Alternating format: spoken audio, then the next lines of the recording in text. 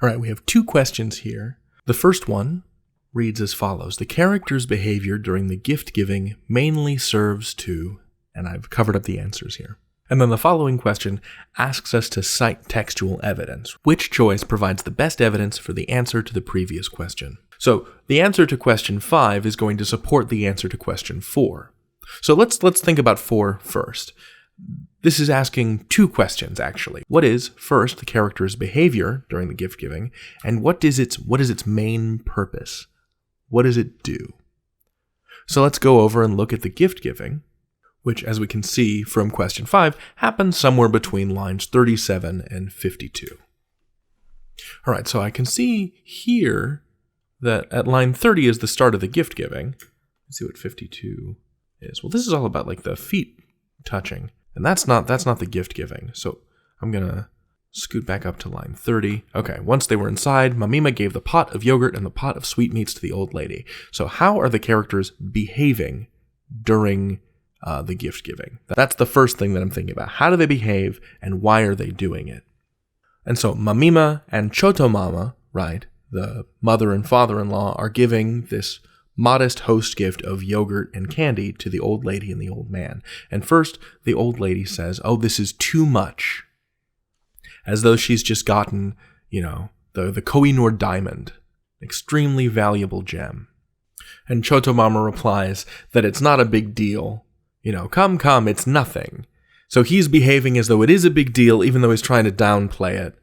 Because he's pretending as though he is the person that's just given someone the Koh-i-Noor diamond as a birthday present and refuses to be overawed by his own generosity. He's pretending as though he's given a great gift, but also simultaneously pretending it's not a big deal.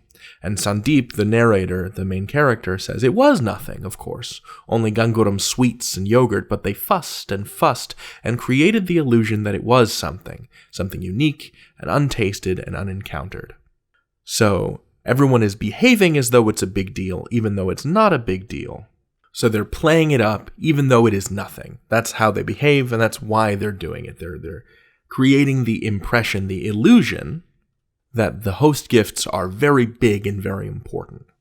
So I'm going to expose the choices for question 4, and then see what we have. The purpose of the behavior is mainly to, choice A, emphasize the lavish value of the gift. Lavish means expensive and very fancy. And we know from the context of the passage that it was in fact not a fancy gift. It's just yogurt and candy. So I'm going to cross that off.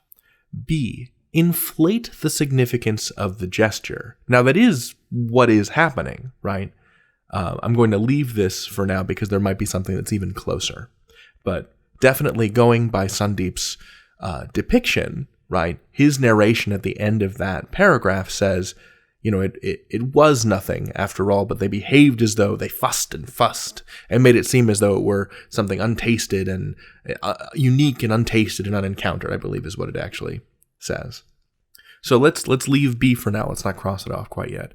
C, the purpose of the behavior during the gift giving is mainly to convey indifference towards the gift. And I know that's wrong because I know what indifference means. And indifference means that you don't care. But everyone seems to care, like a great deal. Indifferent would not describe how Chotomama and the old lady and the old man and Mamima react to the gift giving. They're pretending like they're handling diamonds. So indifference is not the choice that I would make. And then D, stress the need for polite behavior. Well, they are indeed being very polite. But which one is the main point? Is the main point to inflate the significance of the gesture, or is it D, to stress the need for polite behavior? And if we're having trouble deciding, let's go on to question 5 so that we can look for evidence to the previous question.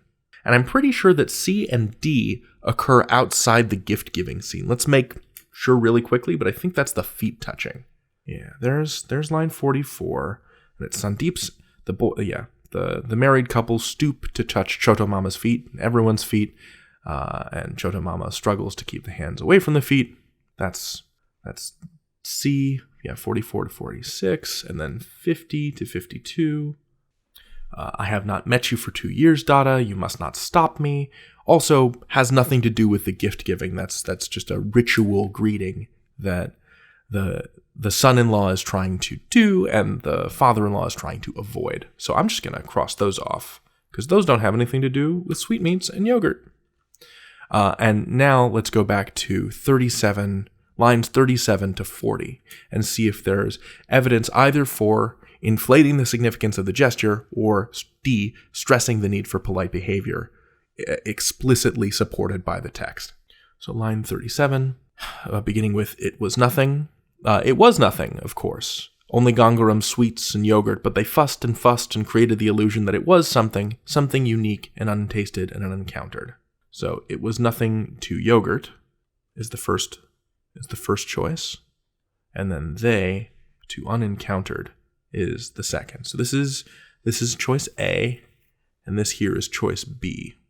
So which one explains the way that they behave? Choice A suggests, well, the gift was quite modest, right? It was nothing. And I don't know who Gangoram is, but probably a vendor or someone that the family knows. But B falls in line with more what I was saying about how Sandeep feels about the inflation of the gift. They fussed and created the illusion that it was something unique and, basically something special.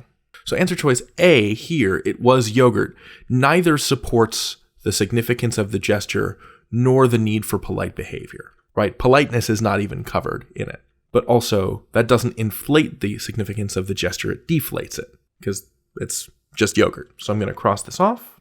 And so the answer for question 5 is B. And what this choice supports is, again, also not D. The need for polite behavior wasn't mentioned, so the answer must be B, the inflation of the significance of the gesture, right? Fussing and pretending that it was a big deal when it was not, in fact, a big deal. What's great about question sets like these is that if you're left with a choice between something like B and D, where they're both quite plausible, you can use the following question, if it calls for citing textual evidence, to help you firm up your understanding of the previous question. Question 5 helps us solve question 4.